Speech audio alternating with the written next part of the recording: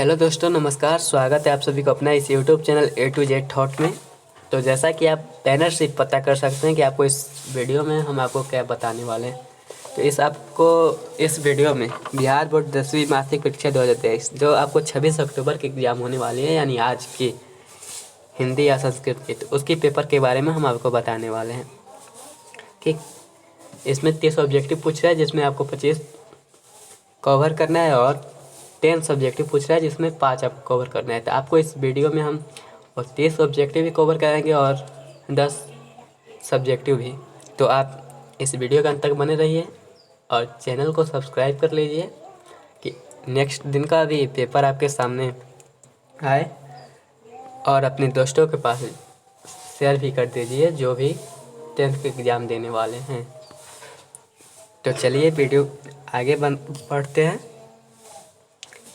देखिए, हमारे सामने जैसे हिंदी का पेपर है, यहाँ पे 30 सवाल है। ऑब्जेक्टिव 30 है जिसमें आपको 25 का कवर करना है। हमने इसमें जो इसका सही आंसर होगा पीले रंग से इसे रंग दिया है जिससे आपको कोई प्रॉब्लम ना होगी। तो चलिए एक बार इसको हम रिपीट कर दे रहे हैं। देखिए, आप हमारे सामने पहला सवाल पूछ रहा है, टांग अड़ाना मुहावरे का अर्थ है। पहला सवाल हमारे सामने क्या है? टांग अड़ाना मुहावरे का अर्थ है। टांग अड़ाना का मतलब होता है बाधा डालना, किसी काम में बाधा डालना। नहीं कहते हैं कोई आ गया, दो बात करते हैं तो बीच में एक आ जाता है तो कहते हैं टांग अड़ाने आ गए, यानी बाधा डालने। तो इसका सही आंसर होगा अड़चन डालना। बी आंसर होगा अड़चन डालना। अब आपके सामने 2 नंबर सवाल है, पूछ रहा है 3 13 होना मुहावरे का अर्थ है। 3 13 होना, 9 2 11 होना का मतलब होता है भाग जाना, बुरी राय देना, खूब लाभ होना है, एक कोई और होगा। और 3 13 होना मुहावरे का अर्थ तितर बितर होना। इसका सही आंसर डी होगा। अब सवाल नंबर 3 पूछ रहा है आपके सामने, जो व्याख्या करता है उसके लिए एक शब्द है। जो व्याख्या करता है उसके लिए एक शब्द है, तो उसके लिए एक शब्द क्या है? तो व्याख्याता। इसका सही आंसर होगा ए। अब फिर 4 नंबर सवाल पूछ रहा है आप लोग के सामने, विश्वास के योग्य के लिए एक शब्द है। विश्वास के योग्य, उसके लिए एक शब्द क्या होता है? विश्वसनीय। इसका सही आंसर होगा बी। देखिए, अब आगे बढ़ते हैं 5 नंबर सवाल में। तो 5 नंबर सवाल हम लोग के सामने क्या कर रहा है? उदार शब्द का विलोम पूछ रहा है। उदार शब्द का विलोम पूछ रहा है। 5 नंबर पूछ रहा है उदार शब्द का विलोम। तो उदार शब्द का विलोम उत्तर डी सही होगा, उदर्ष्ट। अब यहीं पे 6 नंबर भी पूछा है आपको, एकत्र शब्द का विलोम है। तो विकीर्ण, एकत्र का विकीर्ण होगा। अब 7 नंबर सवाल आप लोग के सामने पूछ रहा है, निम्नलिखित में कौन शब्द गंगा का परिभाषी है? गंगा की परिभाषी बहुत सारी होती है, बट उसमें एक जहानवी भी होती है। ऑप्शन के हिसाब से आपको ए मार देनी है, जहानवी। यही राइट आंसर होगा, ऑप्शन ए। अब सवाल नंबर 8 की बात करते हैं। 8 में हमको पूछ रहा है, निम्नलिखित में कौन आनंद शब्द का परिभाषी है? आनंद शब्द का परिभाषी पूछ रहा है यहाँ पे। तो आनंद शब्द का परिभाषी होगा प्रमोद। तो आपको क्वेश्चन पेपर में पूछेगा आज, तो आपको छोड़ना नहीं है, उसको फुल मार्क्स करके आना है। 30 ऑब्जेक्टिव में 25 ऑब्जेक्टिव आपको मार्क कर ही आना है, पेपर छोड़ना ही नहीं है। अब सवाल नंबर आपको 9 नंबर पूछ रहा है। तो 9 नंबर हमारे सामने पूछ रहा है, कौन सा सवाल है? हरफन मौला शब्द में कौन समास है? समास तो आप पढ़ ही चुके हैं, उम्मीद करते हैं। तो हरफन मौला शब्द में तत्पुरुष समास है। तो इसका सही आंसर ए होगा, तत्पुरुष समास।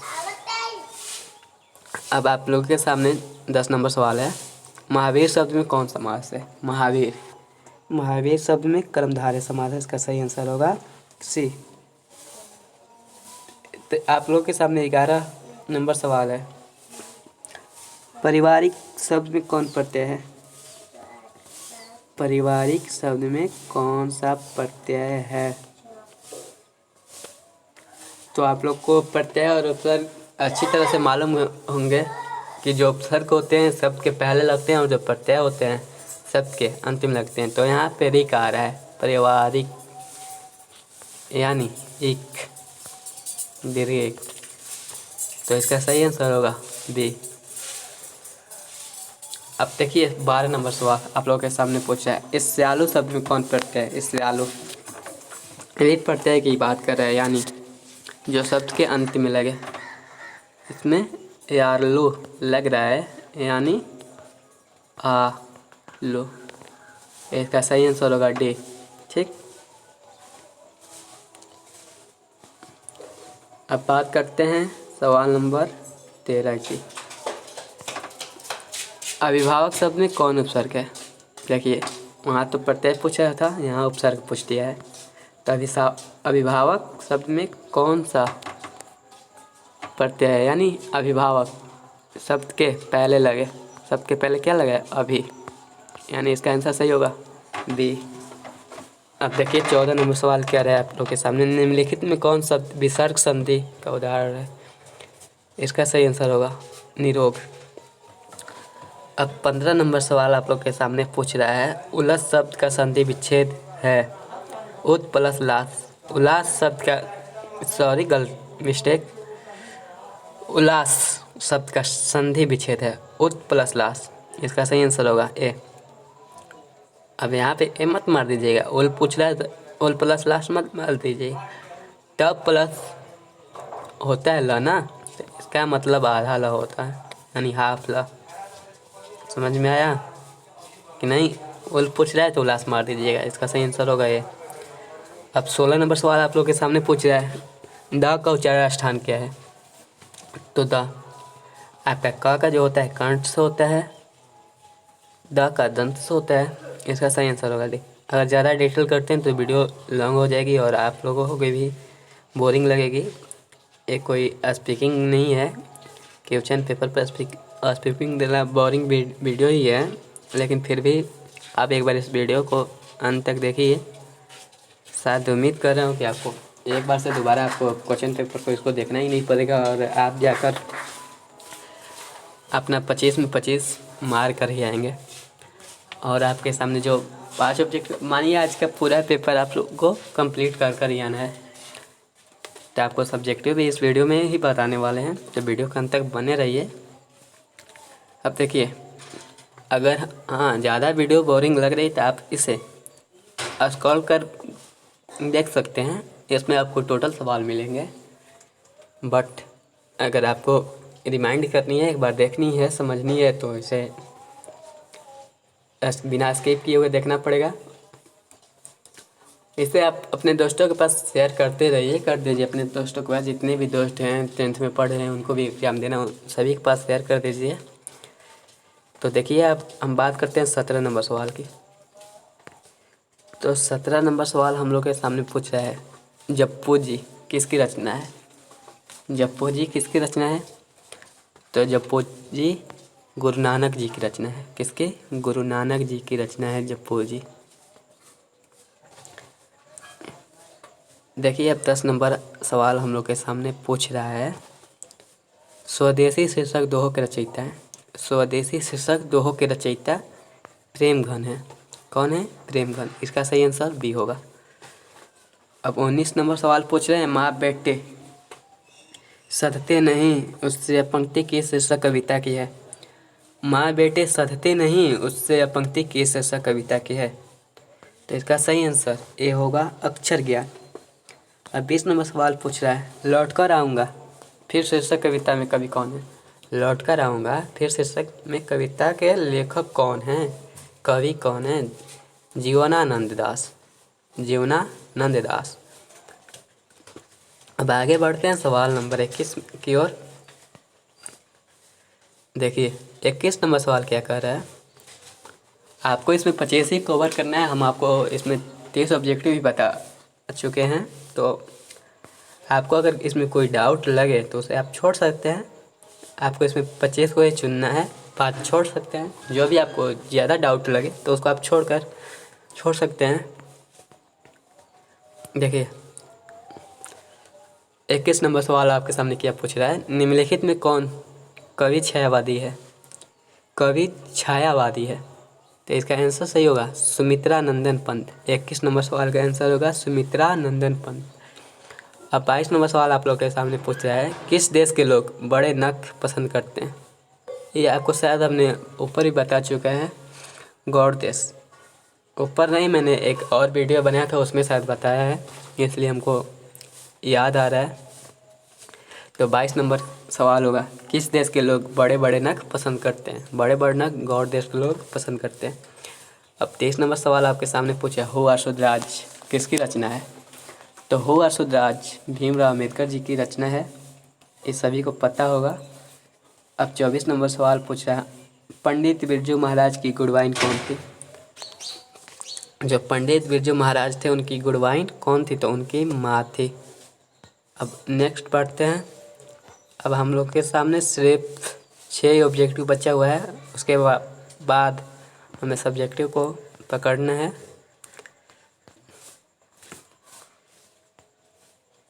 तो आज आपको ज़्यादा मेहनत करने की ज़रूरत नहीं है, बस एक बार वीडियो देख लेनी है और जाकर फुल मार्क्स कर आनी है। देखिए 25 नंबर सवाल आप लोग के सामने पूछ रहा है, मछली शीर्षक पाठ साहित्य की कौन विद्या है? तो मछली शीर्षक आप पढ़ चुके हैं कि एक कहानी, निबंध तो है ही नहीं, नाटक भी नहीं है, ना एकांकी है, ये सिर्फ एक कहानी है, ठीक। और 26 नंबर सवाल पूछा है, शिक्षा और संस्कृति शीर्षक पाठ के लेखक कौन है? महात्मा गांधी। बहादुर कहाँ से भागे रहा था? बहादुर नेपाल का ही रहने वाला था और जब वहीं से ना भाग कर आया था, तो बहादुर नेपाल से भाग गया था। महर्षि व्यास और महर्षि वाल्मीकि किस भाषा के कवि हैं? तो महर्षि व्यास और महर्षि वाल्मीकि संस्कृत भाषा के कवि हैं, तो इसका सही आंसर ए होगा। देखिए अब 2 सवाल और हैं आप लोग के सामने। आपको 25 ही कवर करना है, 30 नहीं करना है। हम 30 आपको बता दे रहे हैं जिससे आपको कोई प्रॉब्लम ना हो। अगर उसमें कोई डाउट हो तो आप उसे छोड़ सकते हैं। देखिए 29 नंबर सवाल आप लोग के सामने क्या कर रहा है, ढहते विश्वास कहानी के केंद्र में कौन सी समस्या है? तो ढहते विश्वास कहानी जब आप पढ़े होंगे तो उसमें आपको समस्या मिली होगी, तो सुखाड़ की समस्या होगी ही नहीं, ना दहेज की समस्या होगी, ना भ्रष्टाचार की समस्या होगी, सिर्फ उसमें पढ़े होंगे तो बाढ़ की समस्या आपको मिली होगी। तो इसका सही आंसर होगा बाढ़ की समस्या। और 30 नंबर सवाल आप लोगों के सामने पूछ रहा है, धरती कब तक घूमेगी शीर्षक पाठ की नायिका कौन है? धरती कब तक घूमेगी शीर्षक पाठ की नायिका सीता है। गीता मीता मत मार दीजिएगा, इसका सही आंसर होगा सीता, ऑप्शन डी, ठीक। तो अब हम आप लोग को ऑब्जेक्टिव बताना है। ऑब्जेक्टिव तो 30 कंप्लीट हो गया, जिसमें आप लोग को 25 की कवर करना है। अब जो बात रहा सब्जेक्टिव की, तो आपको नेक्स्ट वीडियो में बताएंगे। ये वीडियो काफ़ी लॉन्ग हो चुकी है, इसलिए तो आप लोग को सब्जेक्टिव चाहिए तो कमेंट में यस टाइप कीजिए।